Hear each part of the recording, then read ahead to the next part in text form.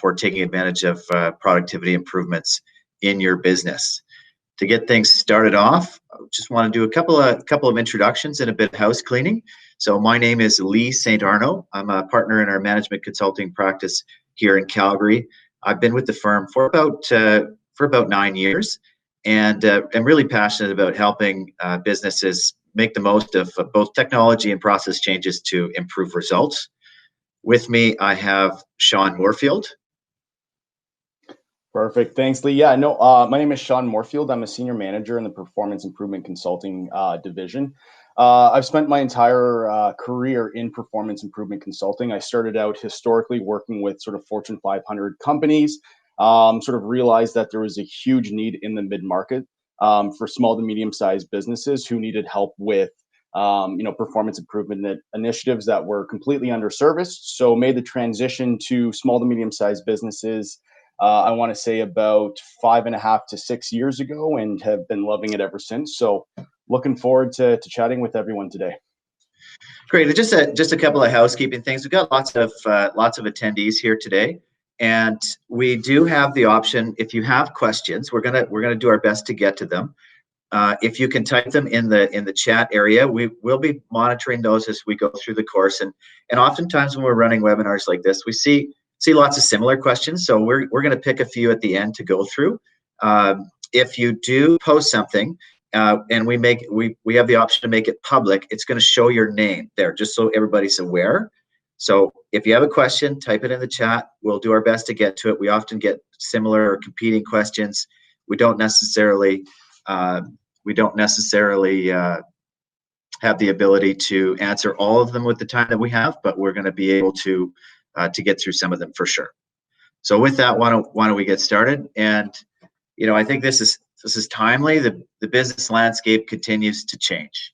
I think that's putting it mildly, that there have been lots of shocks to the Calgary, Alberta, Canadian, global market, with things around, obviously COVID is top of mind for everybody, particularly as we're entering this second wave.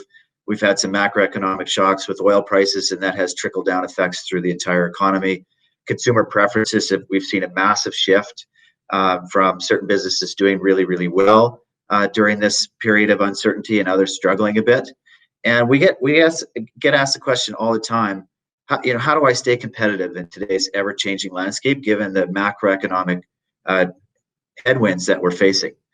How do we continue to meet the bar as a business with these high levels of uncertainty, and how do we prepare for the future? And what we wanted to do was just really talk about some simple strategies for improving performance that every business can take advantage of. A lot of these are tried and true. They've been around for some time, but we see that not everybody necessarily takes advantages of things that people have already learned and know how to do. So we're going to walk through some of the fundamentals today, talking a lot about non-value add time, value add time, how to measure it, how to focus on root cause analysis, how to implement a performance management system focusing on performance improvement, and then lastly talk a little bit about what the data suggests and what we see in the market elsewhere, and lastly open it up for questions. So four really simple topics, and hopefully that because we have such a varying audience today, we took a look at the attendee list. We've got people from lots of different industries, different sizes of companies. I would suggest whether you're a Fortune 500 company, and this is something where you have a structured team focused on this already, or alternatively, you're an owner-managed business and a lot of the concepts are new, we do see that these tools are helpful in pretty much every business across the board, independent of which niche or area of market or focus that you're in.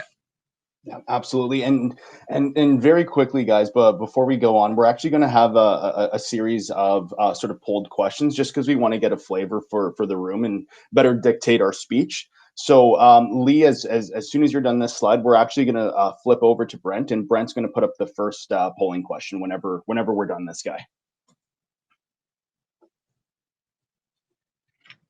Okay, so while I chat through this, Brent's going to put it up, our first poll question in the chat. There's lots of methodologies out there for performance improvement, and actually we'll just pause while folks get a chance to answer this question.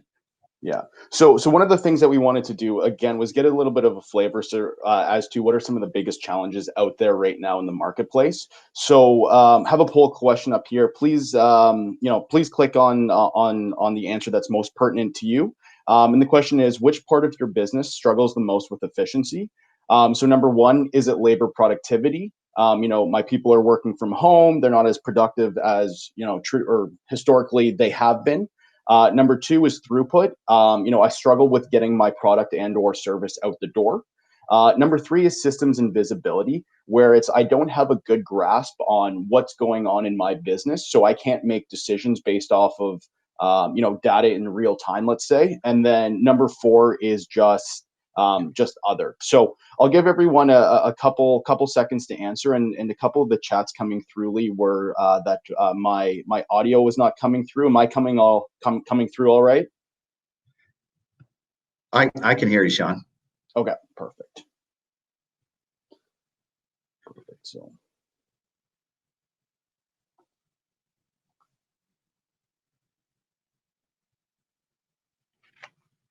Okay. Give everybody maybe a minute or just a few more seconds here to finish out that poll.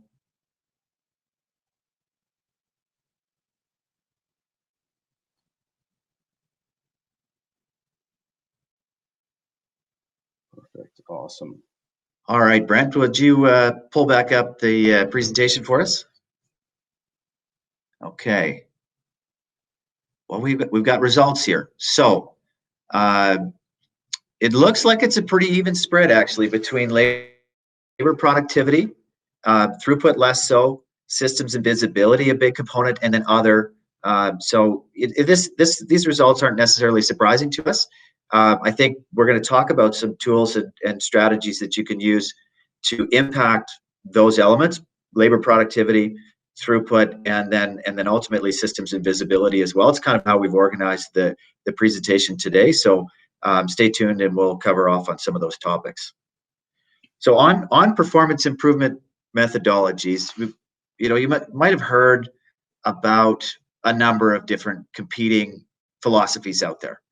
Really modern performance improvement methodologies were born out of Japanese manufacturing firms, and they've really been adopted, refined globally and across industries.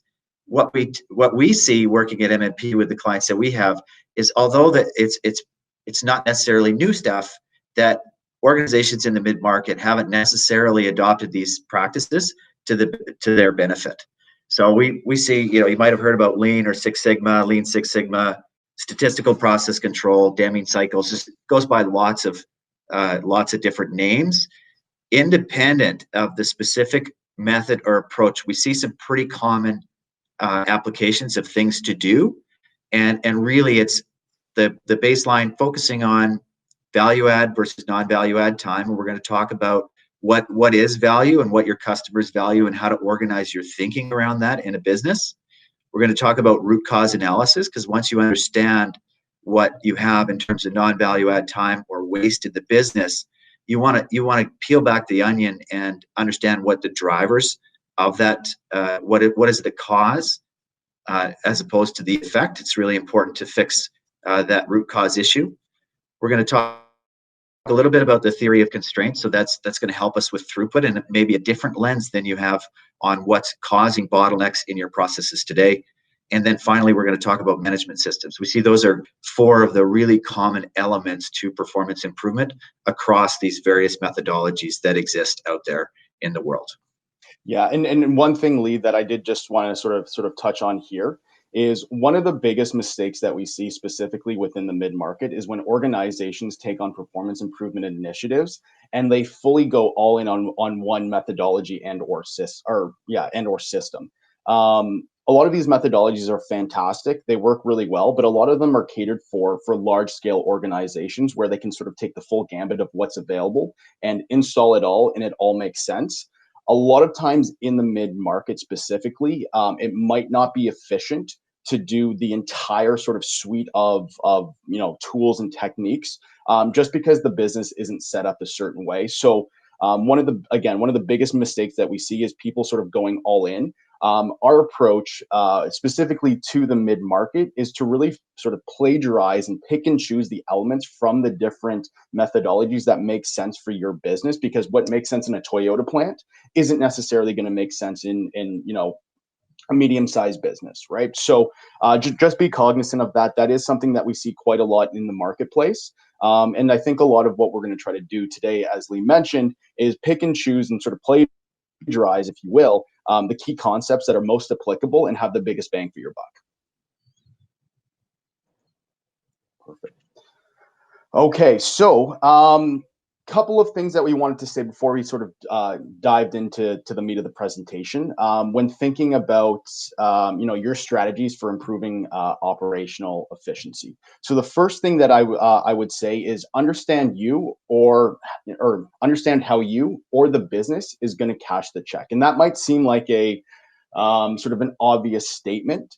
But one of the questions that we're getting a lot, or one of the things that we're seeing, is a lot of organizations come to us and say, "Hey, help me improve, operational efficiency. Help me improve labor productivity," with no real understanding of how we're going to cash the check. And I'll use a super simple example: is anytime you have a department of people and you're looking at improving labor productivity, so you want to get your overhead department, you want to get your finance, accounting, whatever it is, department more efficient. In terms of how you actually cash the check, there's essentially two main ways. So to use an example, I'll say, let's take a group of accountants, for example, and I really want to improve their productivity by 20%. Okay, let's say I go out and I improve their productivity by that 20%. How does the business benefit from that? Well, there's really two ways. There's number one, I can service the same level of volume with 20% fewer labor hours, or I can give my group an additional 20% or 20% more work without going and actually hiring more people, right? So it's more so a cost avoidance thing. And that's an important sort of distinction, because a lot of organizations, again, say, hey, you know what, I want to improve labor productivity. Well, in terms of how you actually cash the check, if you don't have a backlog of work that you can just sort of pump through, then the only other way that you can recognize those impacts on the financial statements is by sustaining the same level of volume with 20% fewer labor hours. So, first and foremost, understand how the business is actually going to cash the check from a performance improvement initiative. The second thing is we highly recommend taking a bottoms-up approach, and I'm going to get into a little bit more of that once we get into the value-added and non-value-added time. So much of what we see right now is when organizations take on a performance improvement initiative, they start at the top in sort of the management or the executive level, let's call it. The magic and sort of the profit leak, let's call it, really starts at the point of execution with the individuals doing the work. Highly recommend starting there. The third thing that I want to sort of touch on is quantifying the unknown. Most of the time when organizations partake on a performance improvement initiative, they have a pretty good understanding of their pain points and sort of what it costs them. But what we often find is the stuff that's not easy to quantify and we don't have a good grasp on actually makes up more opportunity than the stuff that we know. So quantify the unknown is one of the biggest things. Number 4 is understand value-added and non-value-added time in a position and a process. And we're going to spend a fair bit of time on this in the next couple of slides, just because from a performance improvement and a labor productivity standpoint, number 1, this is one of the easier things to do. Number 2, most organizations don't do it. And number 3, it'll tell you exactly where your people or your processes are losing the most amount of time. So when you're catering your performance improvement initiatives, you can understand exactly where to go to get the biggest ROI. And then the last thing that we want to sort of chat about is once you understand the value-added, non-value-added time, and you sort of taken a bottom-up approach, it really paves the way for more advanced, lean or what have you techniques. It's really hard to go to more of those advanced techniques when you don't sort of have the basics nailed down, just because they're not as efficient or effective as perhaps you'd like them to be. So just to recap, Sean, understand how you're going to cash the check, whether that's increasing your throughput or alternatively reducing your complement of labor. They're two sides of the same coin. You got to understand what you can do in the market today. Take the time to spend spend it with folks working at the coal seam. People working in the day at the point of execution. It's where you're going to be able to quantify those unknowns and really understand the business. Managers often think we know, but we haven't spent the time to measure. So measure and quantify at the point of execution, really driving home the value add and non-value add time that you have in an organization. Those simple steps pave the way for doing something about the most impactful levers. And they're often surprising. You might think you have an idea about where that is, but through measurement, it becomes known. Absolutely, yeah. And just to your point, Lee, the one thing that I would say is I'd say about 80% of the performance improvement initiatives that we partake in terms of identifying the opportunity, we're mostly aligned with the organization and the management team as to what or where the opportunity is. The biggest surprise, I would say, 80% of the time, is the effect or the magnitude of each of the reasons for lost time or lost productivity. And that's just because we go the extra step and we quantify the unknown. Perfect. Okay. So baselining efficiency, a couple of quick admin items. These Paretos and these charts right here are actually from client examples. The chart on the left and the chart on the right, this was information that was aggregated from 5 construction companies that we've done over the past, I want to say about 18 months. But really what I wanted to chat about here was value added time and non-value added time and how to spot it. So when you're thinking about one of your employees or a group of employees that are performing their regular job duties, there's going to be time that is spent on value-added activities, i.e., moving the process forward, and there's going to be time spent on non-value-added activities. It's really important to understand sort of the distinction between the two, quantify the total amount, and then for the non-value added time, really understand what's driving that. So to illustrate what value added and non-value added time is, I'm going to use an example. And the example I'll use is what I call the $100 a minute mentality. Is if you were to pay an employee or a group of employees $100 a minute out of your own pocket, what time would you be willing to pay for? What time would you not be willing to pay for? If you were willing to pay for that time, it's what we would call value-added time, i.e., we're happy with what they're doing, they're advancing the process forward, they're adding value to the process. Non-value-added time is all that time that you're not willing to pay for, and it's things like, okay, well, you know what, if someone's consolidating a report, well, you know what, they're going out and they're grabbing 15 different pieces of paper, summing it up on an Excel spreadsheet, copying and pasting it into another report. All right. So using the $100 a minute mentality, that's kind of the distinction between value added time and non-value added time. To sort of hit that home, what I'll do is I'll use an example of a mechanic, just because we've got a number of different companies here. Mechanic is fairly simple, easy to understand. So let's say you were paying your mechanic $100 a minute to fix your car. Okay, let's say your appointment starts at 8 o'clock. 8 o'clock rolls around, you pull up into the mechanic shop. Okay, well, now let's say that the mechanic takes 2 minutes lifting your car up on a hoist. Would you be willing to pay for that 2 minutes? Yeah, probably. You have to get the car up.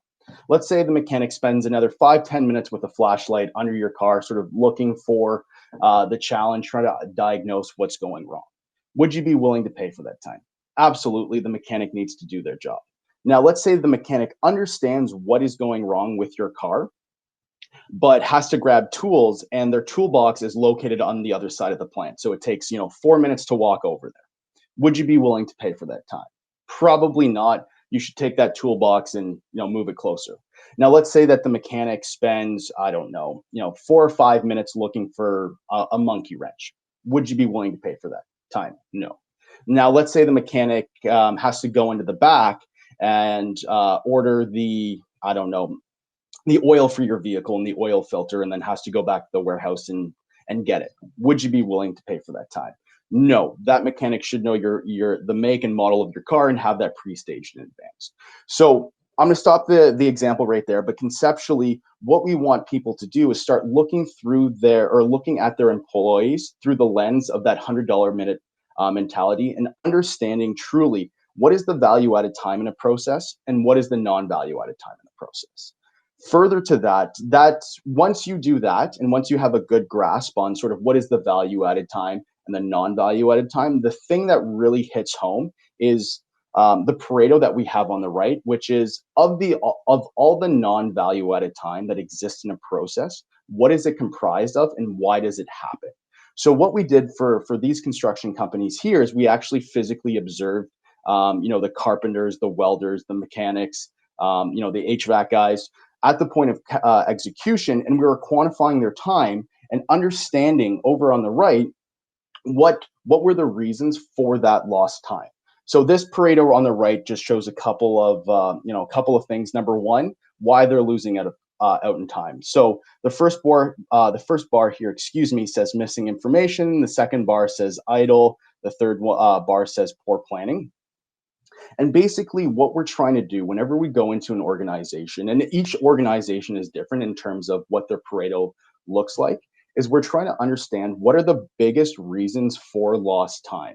Once you have this graph, it is a lot easier to come up with your performance improvement initiatives because you can understand clearly and you can quantify exactly how much time is being lost due to specific reasons. Once we have this chart, you can set up your performance improvement initiative and you can tackle the buckets that have the biggest amount of opportunity. A lot of what we see, especially when we take a top-down approach, is a lot of the time people are conducting interviews, they're asking questions to the people in the field, but the challenge with that is that most people remember the big ticket items that cause them a lot of pain, and they don't remember the little things that happen sort of in perpetuity throughout their day that actually in aggregate make up the biggest buckets of lost time.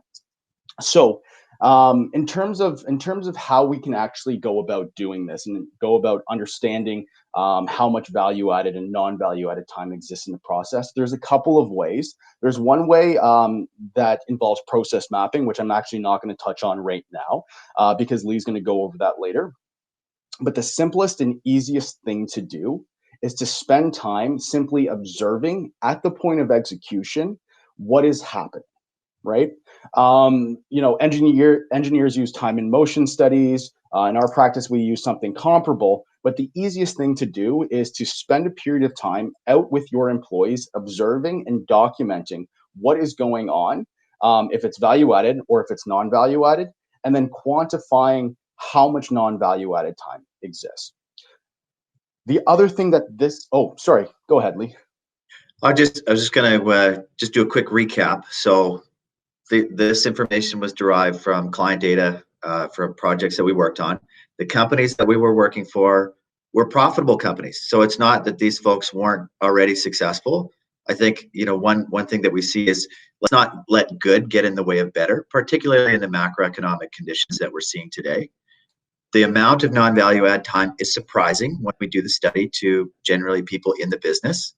And lastly, once you've quantified those buckets of non-value add time, focus on the ones that have the biggest impact. They're going to be the easiest ones to move the needle. If you start on the right-hand side of that Pareto chart, even if you eliminate it completely, the last 4 or 5, you still don't have that large of an impact on the business. If you were to take out half of the non-value add time in this example from missing information, you've already made a huge dent in the overall productivity of the organization. So just a quick recap: lots of non-value add time, measure it at the point of execution, focus on the areas where there is the biggest bang for your buck. Absolutely. Couple quick caveats to this before we move on to the next section is number one, not all non-value added time is going to be recapturable, right? There are going to be things that happen that are technically non-value added that we can't get back or fix for any reason. And that's completely normal. The second thing is when you're looking at the productivity of a department, the goal is to never get a person or specifically a person up to 90% value added time. It's simply not feasible. It's too expensive, and your employees are going to burn out. So a lot of information to digest there. My personal recommendation is beg, borrow, and steal. to get this chart because it helps you frame up and understand where your biggest pain points are. So the next thing that I will do is flip to a manufacturing efficiency. And for the sake of time, I don't want to go too much into this, but as you can see, the Pareto on the right changes, and this is again a consolidation for I think this one was actually 7 manufacturing facilities across Eastern Ontario and then Saskatchewan. Again, it's different. Every organization is going to be different, and it's really important to understand that. While we're pulling up the next poll, because I think that's where we want to get to here, just to ask questions about non-value add time in your business. I want to just reinforce that we have examples from construction and manufacturing. We have representation from a lot of different industries here. Whether you're in the services business, whether you're doing knowledge work, the same principles apply. The Pareto may look a little bit different. You know, if you're doing knowledge work, there's still non-value add time that creeps into your day. So the strategies are the same, independent of industry. So be comfortable in going and measuring at the point of execution. You'll discover some really interesting things about your business, independent of the industry that you're in. Absolutely, yeah. And so sorry, we just have a poll question up here that states, are you aware of how much non-value added time exists within your organization? 10 to 20%, 20 to 35, 35 to 50%, 50% plus, and not sure. And just to tag on to Lee's points, a lot of times the assumption is that lean and these different types of methodologies are only applicable to manufacturing and construction, and those are just the 2 examples that I've used. But what I would say is it's almost even more applicable in other industries as well, such as we've done a ton of work within the hospitality industry. So looking at the efficiency of housekeepers, banquets, front of house, back of house. It can be applicable in retail. Anytime you have a person who is actually responsible for producing a good or service, it's extremely applicable. Extremely applicable. We've also done it in organizations like creative design agencies, which I'll actually bring up later as an example, law firms, and even for accounting firms in the past as well. Well, let's pull up the results and see how we did.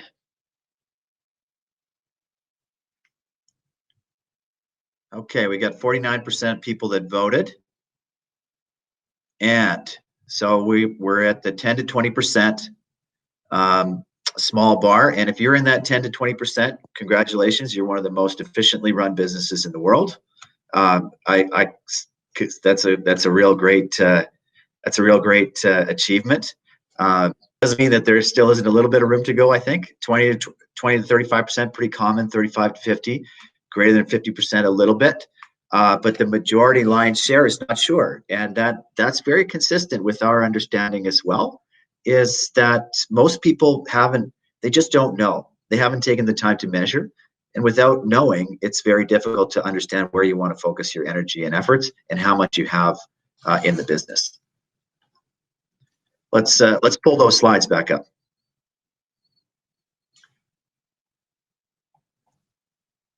Perfect.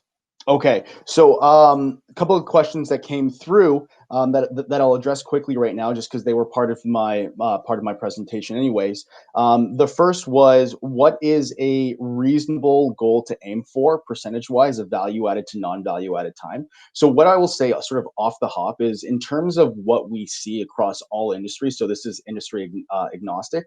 Is on average we see about 50% value added time, 50% non-value added time. In terms of what is a realistic value added percentage, it'll depend on a couple of things. Number one, the nature of your your industry or your business, and the other thing that it'll depend on, quite frankly, is how well capitalized the business is. So typically, when you see manufacturing or CPG companies that are well capitalized, have a lot of automation, their value added time is extremely high just because they've spent the money to automate a lot of those features. When you're talking to organizations that don't, let's say, have that financial horsepower, it's a little bit less. So Kind of a difficult question to answer as a gross generalization, but if you want to stick around afterwards, we can certainly ask or answer a couple of these questions. So, want to be and John, just one thing before we dive in, and the results can be surprising to people, even if you are doing pretty well. I would suggest that let's not let good get in the way of better. I haven't worked on a process or with an organization where there isn't room for improvement, and that includes our own business. At MNP, we're constantly looking at ways to change the way that we do things, become more efficient, provide better client service. That lens of continuing to focus and move that yardstick forward, that's if we're tying it to the theme of the presentation around how you battle some of these economic headwinds, having that improvement mentality across the organization has results over time and keeps you relevant. Absolutely. Absolutely. And in terms of sort of the approach to improving operational efficiency, one mistake that we see quite a lot of in the marketplace right now is sort of, if you look at this graph as well, is sort of the second bar right there, which says traditional improvement. And if you look at the original process to the traditional improvement, what we see is that the focus is on taking that value added time, so the stuff that we're already doing well and relatively efficiently, and trying to make that more efficient, right? What we find the majority of the time, and I would say almost as high as 80% of the time, is that it's far more efficient to actually remove waste from the process itself and reduce that non-value added time, as opposed to taking what is already working well and trying to make people go faster or more efficiently at that. In terms of why that's the case, number one, if you're doing something well already and it's fairly efficient and you're quantifying it as green time, you've probably taken the majority of the red time or the non-value added time out of that particular process. So in order to actually improve that, you're going to have to spend more money, you're going to have to automate, you're going to have to do some different things, and it's just far more challenging and capital intensive. What we prefer to do is really focus on the non-value added time. And once you get rid of the non-value added time, then you can focus on things like improving what's already working well. Oh, sorry, go ahead, Lee. I just, if there are any students of Lean out there, or Lean Six Sigma, there's 8 kind of common types of waste. When we take a look at those types of waste from that, whether it's overproduction, wait time, unnecessary transportation, over-processing, unnecessary inventory, excess motion, defects, errors, rework, misinterpreting customer requirements. Those are buckets and ways to look at waste, but they're going to depend, and it's more about taking a lens in the business about what is waste, because it's not just excess materials, which is kind of our baseline starting position. In our business, waste could be overproducing a deliverable. It goes above and beyond 3 times the requirements of what's needed. The customer wasn't willing to pay for it. That's a form of waste. So if you take a look and expand your thinking around what waste is in the business, it really does help sharpen your lens and your focus when you're going through one of these improvement opportunities. Again, focusing on those non-value add, that waste time, really helps shrink down the level of effort required as you execute the processes in your business. Absolutely. And Lee, great point. I'll touch on that. The one thing that I did just sort of want to reaffirm from earlier in the presentation is, if you look at the lean improvement bar, it is significantly shorter than the original process. And that's the capacity that I was talking about before when I mentioned that organizations need to understand how to actually cash the check. So if you could think about this conceptually, you have a person or a group of people who conduct the original process, which let's say is a full year or full day or full week's worth of work. Well, if we remove a whole bunch of waste, we're going to shrink the amount of time that it actually takes to complete that particular day or month or year's worth of work. So the reality is, this additional gap that we have to the right of the lean improvement, that's the opportunity that we have to play with. And that's why it's so important to understand how the business is actually going to recapture that, because conceivably what would happen is, if we didn't do anything differently, or we didn't cash the check, the group of employees would just lose that productivity because they would just be sitting around, essentially waiting for additional work or something to that effect. It's amazing when you give people time, what they do with it, they will fill it. So if you don't have something to focus on, either, reducing our labor complement is not our first position with any of these projects. It's what are you not doing that you should be, or how can you increase your output? But if you maintain output consistently and you're not thinking about labor reductions, your teams will fill the time, even if you make improvements in a process. We see that people are really good at being busy. Absolutely. And sort of Lee touched on this before, which was, how do we identify the waste and how do we remove it from the system? There's really two ways.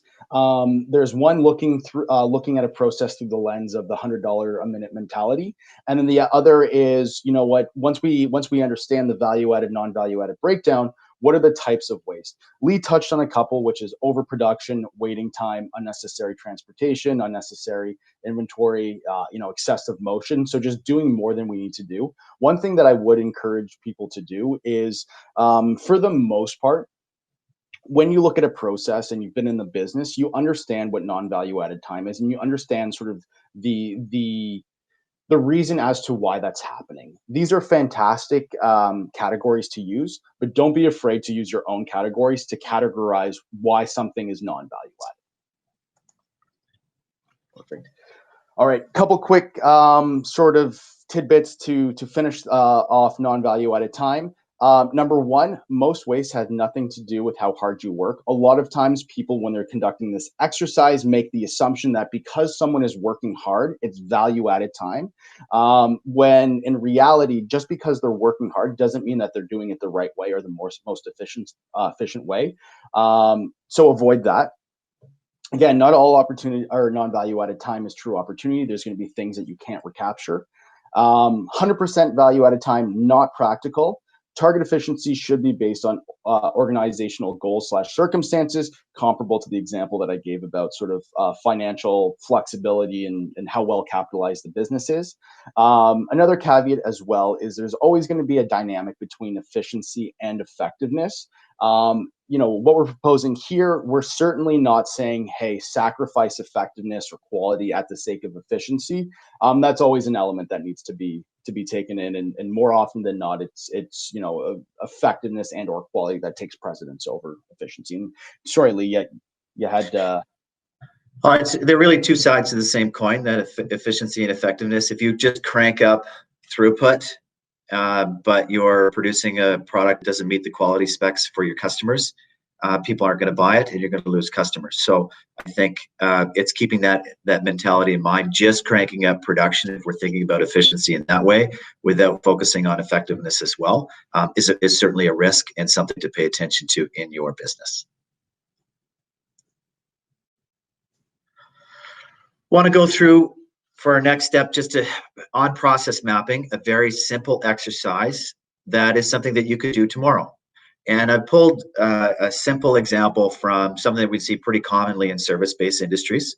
So process mapping, the horizontal rows are who does it, and the boxes are the activities that we undertake, and then they flow in a particular series of steps. For those that do process mapping in your organization today, this is going to be old hat, but a lot of people don't have things documented on the way that things function in their business. So in this case, the planner is going to develop a project scope, identify resource requirements, identify potentially some subs or contractors that they need to use. They're going to schedule everybody and get things lined up. It's going to go over to dispatch. Dispatch is going to get out there. If you're in field service, this is a very common example. Maybe the technician has materials in their truck, or they have to order materials. If they're ordering it at that time and they haven't done that pre-planning, then they wait. And we see a bunch of time waiting for materials before they can start the work. Maybe when they show up at the job site, the subs that they need for the preceding step haven't finished yet. So they're waiting on site, you're paying them, but they're not able to execute that work. They resume the work. They realize that I still need more materials. I didn't pre-stage everything, so I got to go secure additional materials, either sending out a runner or hot-shotting something out to the site. Then I'm going to be able to complete the work. Then I'm going to travel back to the shop, wait for the next dispatch, and then travel to the next job. In this case, we've highlighted 4 buckets that are going to be really easy to identify when you spend time at that point of execution mapping this out, quantifying that time, and then thinking about what's the root cause. Why do we wait for materials? Why do we wait for contractors? Why do we run out of materials? And why do we head back home to the shop before heading to our next job? Ultimately, it's poor material planning, constraint sequencing, and inefficient dispatching that resulted in this. And the management team can then do something about it, particularly if this is a big bucket. Let's assume that the wait for materials is 5 minutes, but the wait for contractors is 2 hours. You probably know where you want to start. Simple exercise, map it out, quantify the time, and then think about those root causes. And we probably, in this process example, to optimize it, would want to focus up here in planning. It's the planning steps and lack of planning that has ultimately resulted when the technician shows up to execute the job. They don't have what they need. They're tripping over other folks, and they need to get more stuff. So very, very simple example, but something that we commonly see. Again, focus on this planning up front, and you can eliminate some of that waste. We're talking a lot today about tried and true methods. I'm a big fan of modern cloud technology, and one thing I just wanted to touch on quickly, and Sean's smiling because he hears me rave about this all the time. The first, which isn't on the slide, is the measurement is easier and less expensive than it ever has been. Analytics tools are at your disposal, whether that's through something as simple as Power BI. If you have a Microsoft shop, you can access the applications very, very, very cheaply, and you can measure and create dashboards to quantify things over time. The cost for the mid-market is shrinking and continues to go down, and the products are getting better and are much more user-friendly than they ever have been.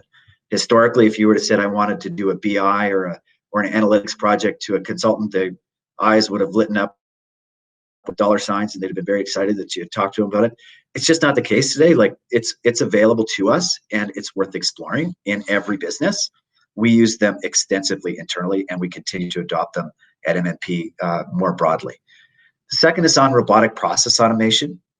And so if you have processes in your business that are highly standardized and deterministic in nature, and when I say deterministic, it's rules-based, you could train a robot.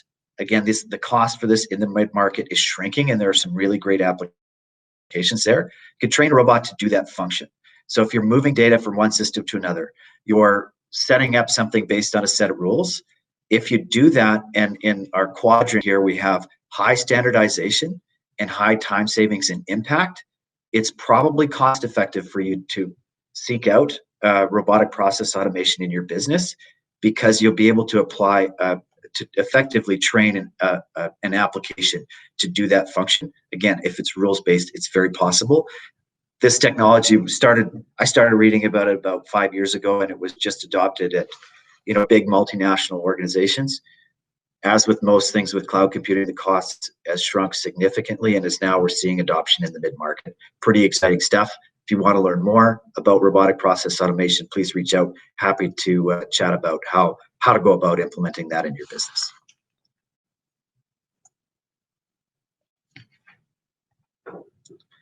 All right, Sean.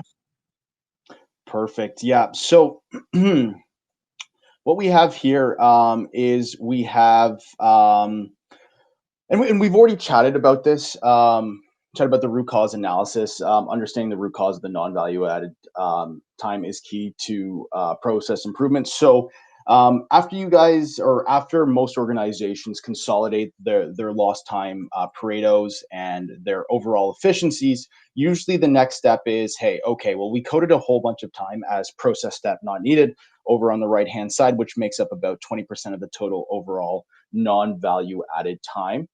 How do we understand what the root cause of that is, and how do we understand how to go about fixing it? Number of different ways that we can go about it. Number one is, and what I find most often, is that once we understand sort of the detail, what actually happened, we already know what the answer is. But in the case that we don't, there's a couple quick tools and techniques that we can actually use to understand what the root cause is. The first one is the 5 whys analysis. So, just flipping back to the previous example, If we look at sort of the first bar chart and its process step not needed, what you would do is refer to your notes and then ask 5 whys as to why that particular action occurred. So if it was, a journeyman or a carpenter out in the field, and he or she was unable to perform their task just because there's a whole bunch of process steps not needed. Essentially, the action that you would take is asking 5 whys. Why did it happen? Why did that happen? So on and so forth. Really drilling down to the root cause of the issues. Super simple exercise. The name is relatively self-explanatory, so I don't want to spend too much time on that. The other one is an infinity diagram, and that essentially is when what we do is we take all the sort of data points or the instances that cause non-value at a time, write them out in a sticky note, you plaster them all over a whiteboard, and what you do is you start grouping the data based off of similarity. So you can start to put together a narrative as to what is happening across sort of all your studies or all your lost time Paretos. What are the common themes? What is that looking like? The last thing that we have here is a fishbone diagram. Essentially what this is it's a diagram where the effect is at the end. So you want to diarize what the effect is and then identify all the potential causes for that effect. Right. So a couple quick, simple tools that you can sort of deploy once you understand or once you, have this diagram right here, or you have this data consolidated. Next step is to dive into what it is that we can do. Couple quick tools and techniques that we can deploy to. 5 whys, easiest to start with. And the reason why you ask 5 times is sometimes you get a surface answer before you dive into the root of it. Affinity diagrams, great exercise to do as a group. If you have somebody facilitating and then grouping them together, they launch, those categories can launch improvement initiatives because you're going to have a theme of things that may be connected. Fishbone diagrams are great for complex problems where you need to tease out multiple factors that ultimately result in a problem in the business.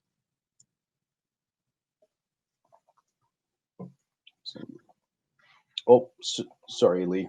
Did you mean to try it? This is a challenge I'd extend to everybody on the call. Go and try 5 whys. Ask it 5 times. Do it and see what happens. You're going to start with the kind of a papered over answer probably to start with, and then if you dig a little bit deeper, it's amazing what you learn.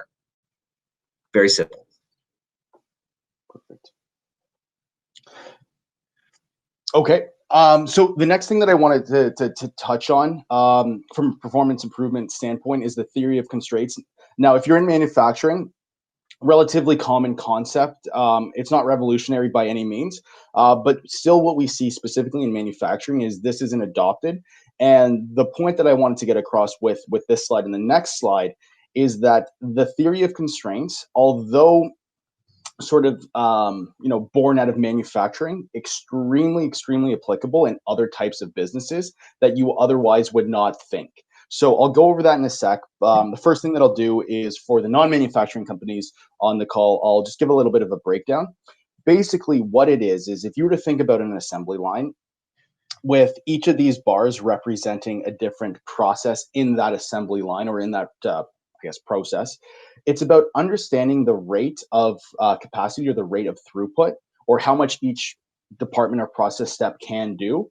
And then really in that assembly line, understanding what is the bottleneck, right? So, very simple, you cannot go, or you can only go as fast as the constraint, right? So in this particular example that I have up here, weighing the product is the constraint because it can only do 65 pounds per hour, whereas the rest of the process steps can do significantly more.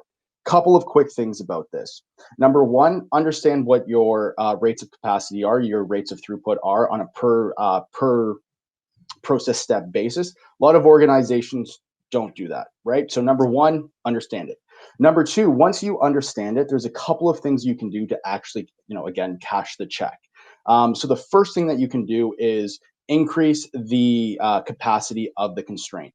A lot of times what we see with organizations is that they're spending capital, they're looking at different ways of doing things for process steps that are not the actual bottleneck, right? And it doesn't matter how fast you get or how improved or what your improvement is on those particular steps, the overall process will not go faster than the actual constraint. So it's kind of like dollars wasted. If you cannot improve the constraint, let's say the constraint is a piece of machinery, it's a piece of equipment that is just far too expensive to fix. What you want to do is what we call line balancing. And that's essentially where you bring all this additional capacity for the process step that's north of that dotted line down closer to the dotted line, because all that extra, let's call it red bar, is additional resources that you are potentially throwing at a process that cannot be utilized because its capacity in excess of the constraint. So an example in a knowledge business would be, let's say that you have to review, and you have reviewers that review work before it goes out the door. If you're adding people that are producing, so they're in an accounting example, they're students or technicians, and they're working and they're producing elements, but work is piling up on the reviewer's plate, adding another student or technician to that problem doesn't increase your throughput. Perhaps you need to augment some of those people from being students and get them into reviewing a bit earlier. Maybe you need to hire an additional manager to relax that constraint. But understanding where it is in that point in production, really, really critical. We see people tend to, well, in the case that's on here, let's use packaging as an example. The packaging department says, I need a faster machine. We need to be able to do more. We've got some wait time here. Well, without knowing where the constraint is, you might decide to throw some additional capital after packaging. At the end of the day, it's not going to help you cash a check. You really need to focus on weighing in this example. So it does apply for knowledge workers. We may not think about it that way, but it's super helpful. Definitely in a manufacturing space, construction, we all have bottlenecks in the places where we work. Knowing where they are, super helpful, because then you can do something about it and then reallocate resources accordingly.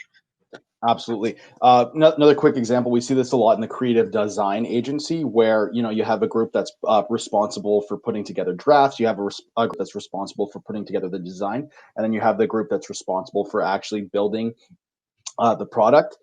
Even though they're not set up in an assembly line, same principles apply. Highly encourage organizations that are, let's say, in the knowledge-based environment to look at something like this. Could yield a tremendous amount of value. So, sorry, Lee.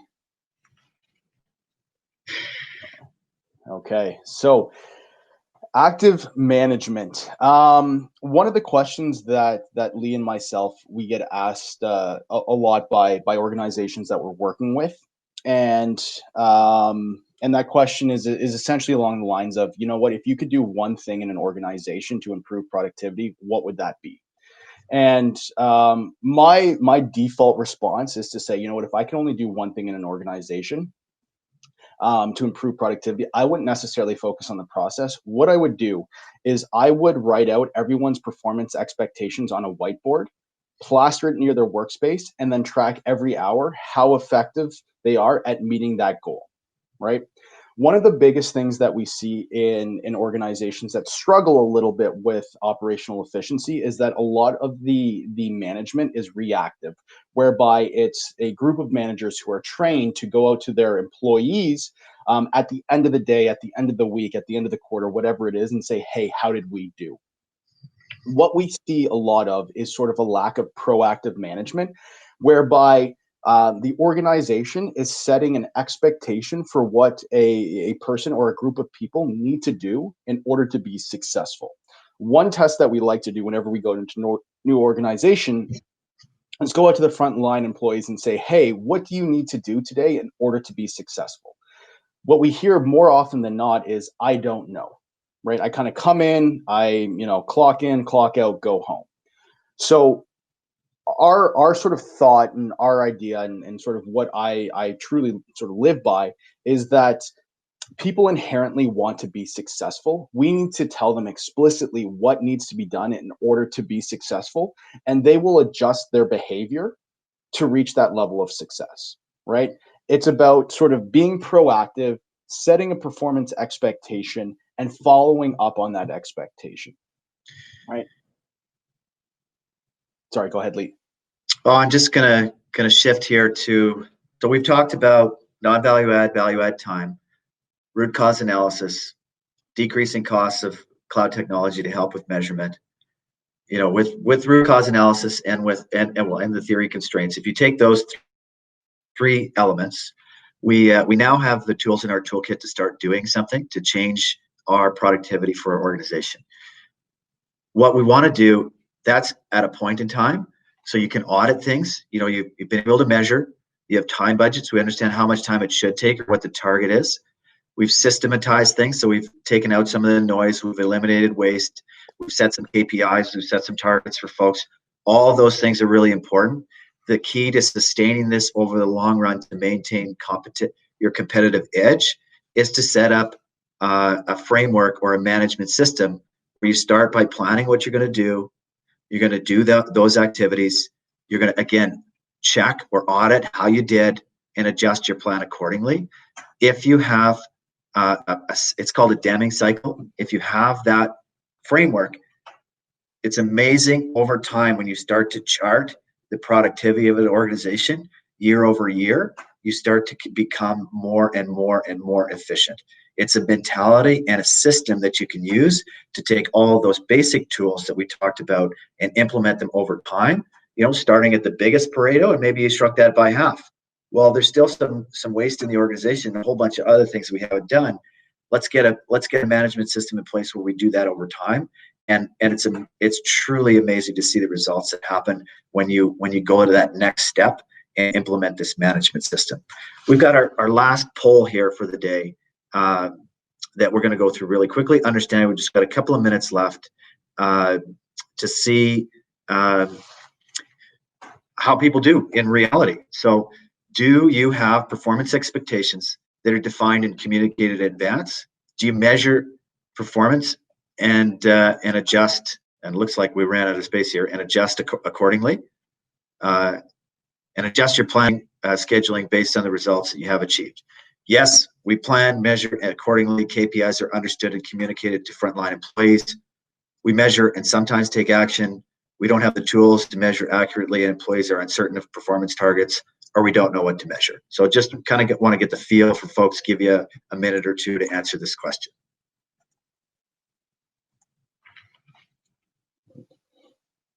Yeah. And just while everyone is answering, I saw a couple of responses from the first poll, which is, you know, we don't have the systems or visibility. There's a large element of performance improvement that, as Lee mentioned before, revolves around sort of the Deming cycle, and understanding sort of what the plan is, how we're executing relative to that plan, which we sort of in our practice call the management operating system, and it's more so the infrastructure that you have in place to plan, schedule, and execute and report on work. That's kind of a different ball game.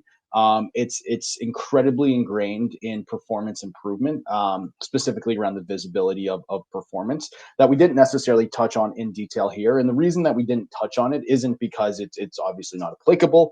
It's just because it is so sort of specific to specific companies based off of their industry that we would have had to sort of go over it at a 30,000 foot view. So maybe an idea for another webinar, Sean. What do you think? Yeah, I would love that. That's one of my favorite topics. So thank you, Brent. Got the responses. 53% voted, and looks like we've got 14% that say yes, we plan, measure, and adjust accordingly. That's awesome. Then we've got 21% for we measure and sometimes take action. Then we've got 18% for we don't have the tools to measure accurately. And then 8% say we don't know what metrics to measure. And what I would say is this isn't surprising. They're, it's increasingly difficult, specifically in knowledge type environments where you're not making widgets, to come up with this type of sort of tracking. just because, again, you're not making widgets. So Lee, I want to be respectful of time. So Brent, if we could switch back to the PowerPoint, that would be awesome. Thank you.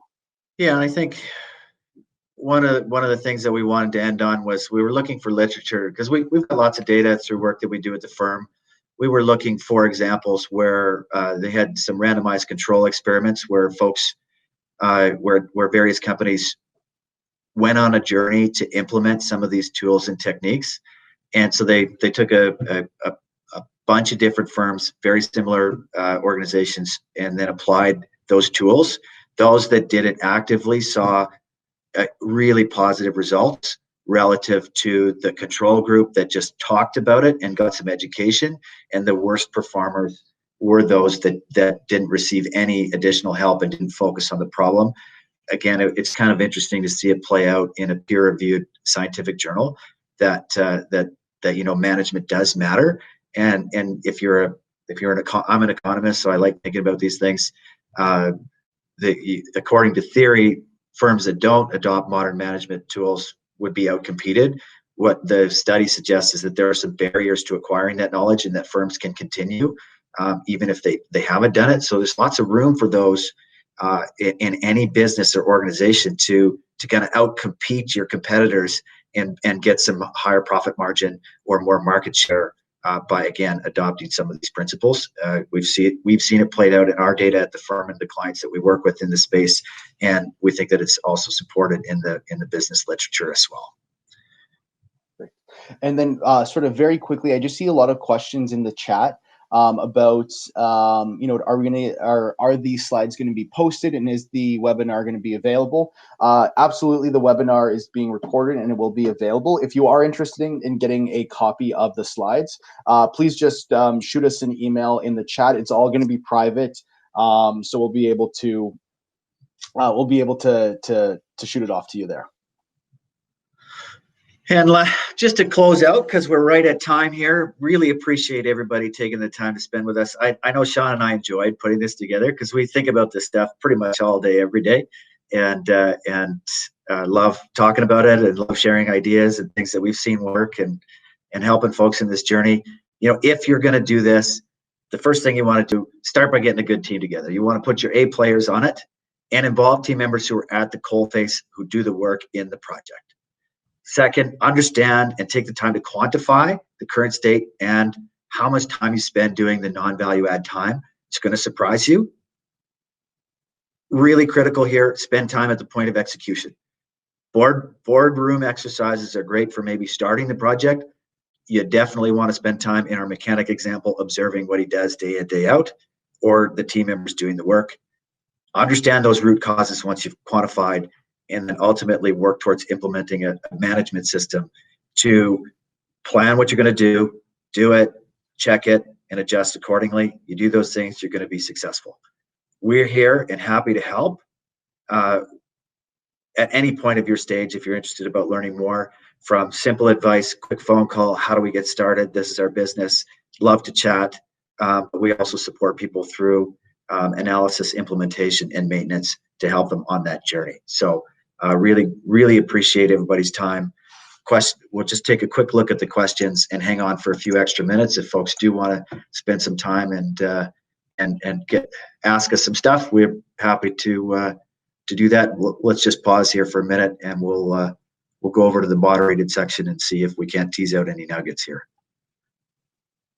Absolutely. So I apologize. It's swamped with just some people asking for the slides. So I'm just going to go back up to the top and see if we can pull out a couple. Just bear with me for a second, everyone. And one thing that if folks are looking for a copy of the slides, something I think Sean and I'd be willing to do is to present to your teams. That we do this all the time, where we introduce these concepts to team members. Happy to run it through and answer questions with you and your organization. So what we're here for. But most of the questions seem to be focused on getting a copy.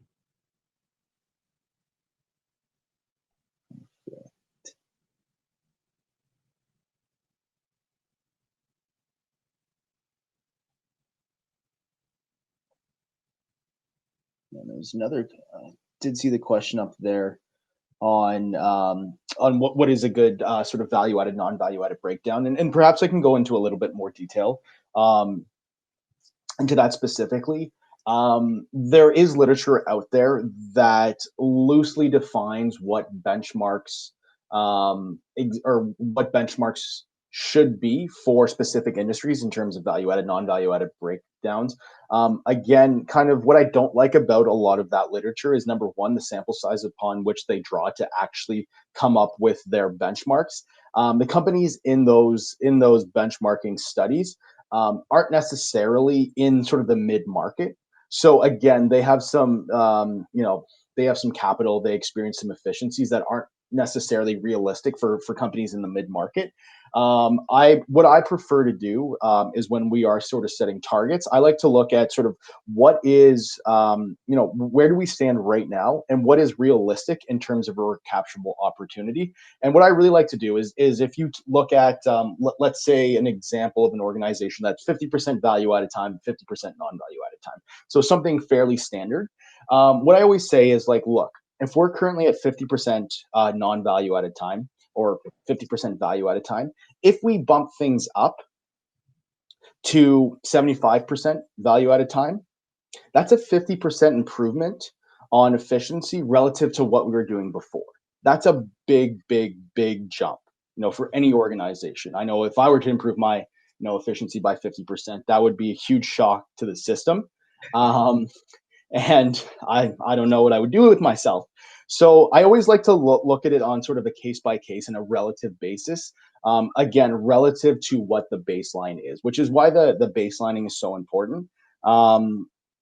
Just because we need to understand where we stand, because again, the level of effort and how easy we can actually improve efficiency is going to be dictated by what that baseline is. So if we're already at 60 or 70% efficiency, odds are most of the waste we've eliminated from the process. That is easy. Now we get into more advanced sort of statistical process control and different techniques that are harder to deploy originally, but gather more opportunity. That's otherwise harder to get. So it's just harder to get it, right? And it's sorry, Lee.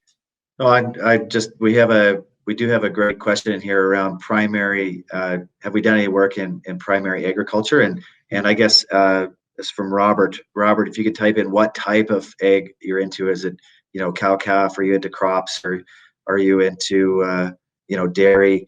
Where on that the value chain do you sit?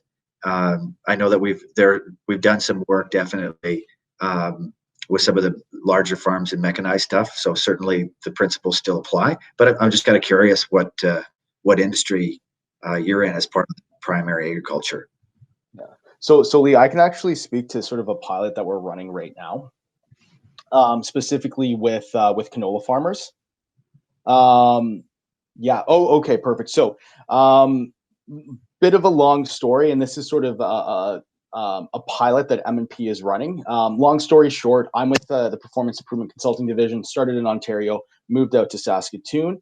The second that we came out to Saskatoon, a whole bunch of our partners out here said, hey, can you take what you do for manufacturing, construction, hospitality companies and apply the same methodology to farms, specifically canola? And we just did canola for a very specific reason.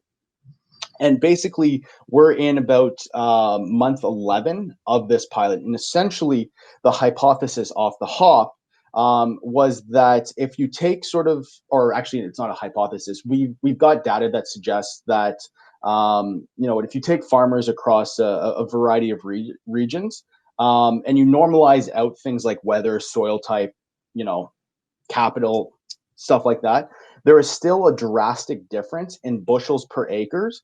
And that sort of variance is quite sound and supported by a lot of data. So the first thing that we did is we sort of looked at everything on a bushels per acre basis across a whole bunch of farms across Saskatchewan and Alberta. And what we found is there was a big delta between some of the top performing farms and some of the mid-range performing farms. Basically, what we're doing right now is we're undertaking a massive, we're calling it like a farm pilot initiative to quantify the delta between some of the great farmers and some of the, let's call it, more average performing farmers, where we can say, hey, on average between great and sort of average, an average farm, there is a 14 bushel per acre difference. What is that comprised of?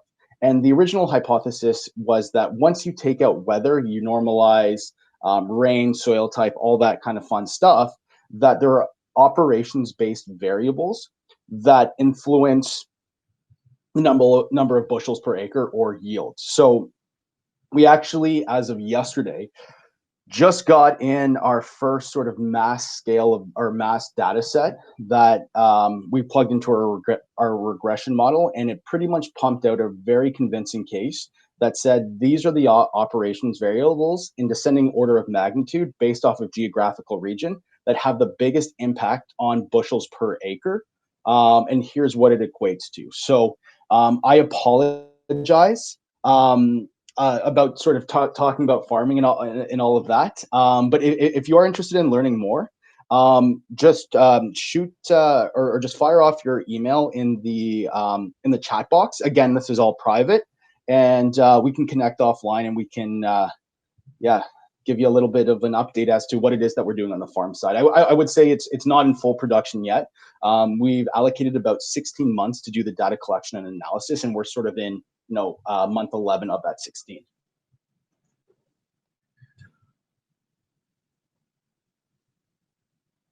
So lots of ag questions. Let's chat about it further. We think that there's lots of room for improvement in management. Again, it's very interesting, and we know that we have lots of ag folks that we support here at the firm. We're passionate about agriculture. I think we'll wrap up here. And again, what we're going to do is follow up with some slides, ways for you to get a hold of us if you want to chat further,